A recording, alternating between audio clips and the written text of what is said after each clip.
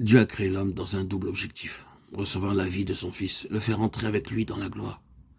C'est pourquoi le but de sa venue et de sa mort sur la croix est de conduire à la gloire beaucoup de fils. Hébreux 2:10. Rendons grâce à Dieu parce qu'il nous a créés et nous a rachetés dans l'intention de satisfaire le cœur de Christ. Voilà pourquoi Dieu avait prédestiné l'homme à la conformité de l'image de son Fils. Ainsi, la prédestination relève de sa préconnaissance en rapport avec notre destinée future, tandis que l'élection est notre appel pour marcher dans la vocation concernant la présente dispensation. Que veut dire être conformé à l'image de son Fils? Cela signifie que par un profond travail intérieur de l'esprit en nous, nous serons rendus semblables à lui, le modèle céleste, l'empreinte avec laquelle Dieu marque beaucoup de fils.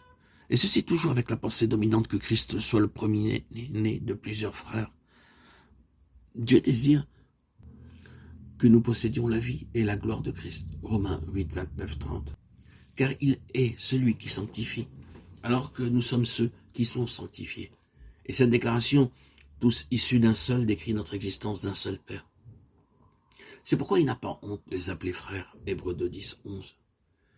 Il est donc fondamental d'être saisi de cette immense réalité que le but de la présence de Christ en nous, par son esprit, est de nous amener à cet état de fils pour nous faire parvenir à la gloire. Ne vous étonnez pas de lire ceci, Christ en vous, l'espérance de la gloire, Colossiens 1, 17. Aujourd'hui, nous sommes enfants de Dieu. Plus tard, nous entrerons dans la gloire avec Christ. L'Esprit lui-même rend témoignage à notre esprit que nous sommes enfants de Dieu. Or, si nous sommes enfants, nous sommes aussi héritiers. Héritiers de Dieu et co-héritiers de Christ. Si toutefois nous souffrons avec lui, afin d'être glorifiés avec lui. Romains 8, 16, 17. La volonté de Dieu est de donner à beaucoup la vie de son Fils pour devenir fils de Dieu. Son Fils unique est ainsi le premier-né parmi beaucoup de fils et occupe la première place en toutes choses.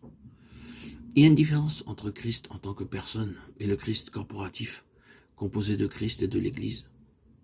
Le terme Christ signifie l'Église. Nous sommes tous nés en Adam, maintenant recevant sa vie, nous sommes tous en Christ.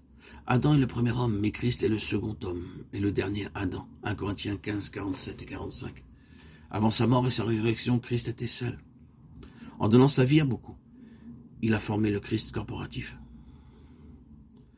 Père, je veux que là où je suis, ce que tu m'as donné soit aussi avec moi, afin qu'ils voient ma gloire, la gloire que tu m'as donnée.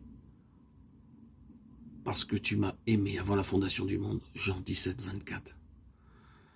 En lui, Dieu nous a élus avant la fondation du monde, pour que nous soyons saints et irréprochables devant lui. Il nous a prédestinés dans son amour à être ses enfants, fils d'adoption par Jésus-Christ, selon le bon plaisir de sa volonté. Éphésiens 1, 4, 5.